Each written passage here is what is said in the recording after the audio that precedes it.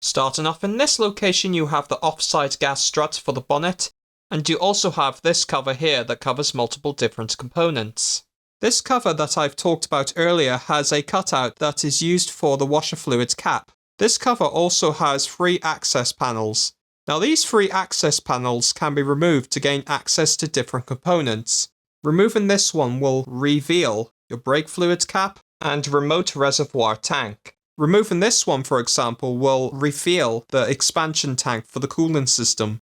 These 2 pipes here are for your washer fluid jets. One for the front windshield washer fluid jet system and one for the rear windshield washer fluid jet system. You can also see in this location one of your 3-way valve assemblies for the high voltage coolant system and chiller. These 2 high voltage wiring harnesses goes from the high voltage front junction box. Removing this cover will reveal the high pressure air conditioning recharge point dust cover, and you also have in this location your offside front wheel well liner. This electrical connector is used by the sensor that tells the driver if the level in the washer fluid tank is low. You also have in this location the electric pump that is used to pump washer fluid to your washer fluid jets via the pipes that I mentioned earlier. Moving to the right, you have one of your electric water pumps for the high voltage cooling system, and other components are located in this location. One thing I forgot to mention is you've got this component here. This component here is part of the liquid-cooled condenser. Moving more forward in the car, in this location you can see one of your airbag front crash sensors. This is one of the many sensors that are used by the airbag control unit to determine if the vehicle is in a collision.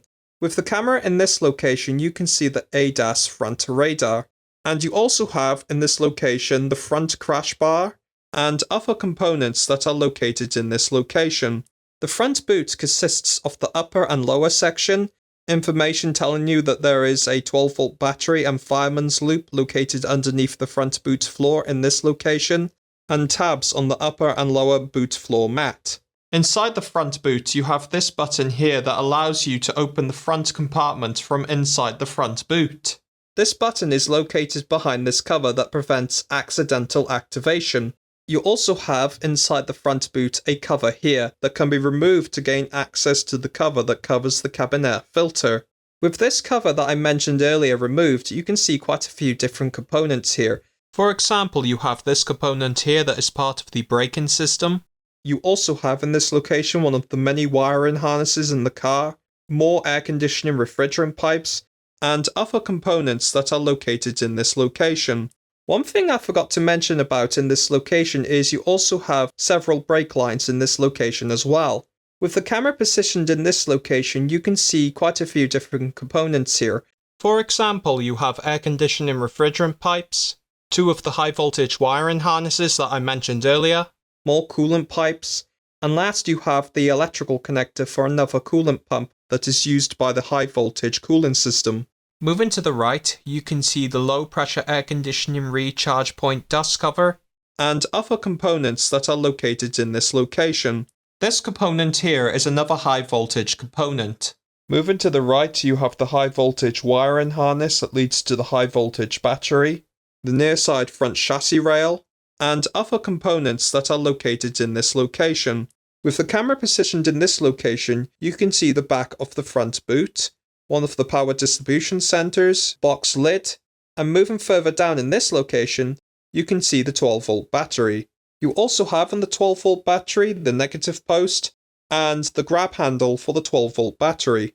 One thing I forgot to mention is that the 12-volt battery in this car sits on a battery tray.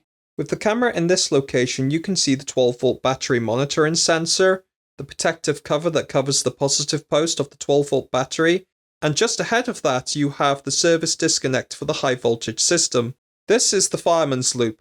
Opening this protective cover will reveal the positive post of the 12-volt battery. Moving the camera down to this location, you can see the front high voltage electric drive module inverter assembly. You also have a high voltage wiring harness that leads to the high voltage air conditioning compressor, and other components that are located in this location. Moving the camera to the near side bottom of the front compartment, you can see the near side front drive shaft, sound deadening on part of the front high voltage drive module, and last you have the high voltage air conditioning compressor. Moving more rearwards in the car, in this location you can see the steering rack, near side track rod boot, more air conditioning refrigerant pipes, and other components that are located in this location. Moving to the offside rear of the front compartment, you can see the offside steering rack, track rod boot, and other components that are located in this location. Moving more forward in the car, in this location you can see the offside front drive shaft, and other components that are located in this location. Thank you very much for watching my video, and goodbye.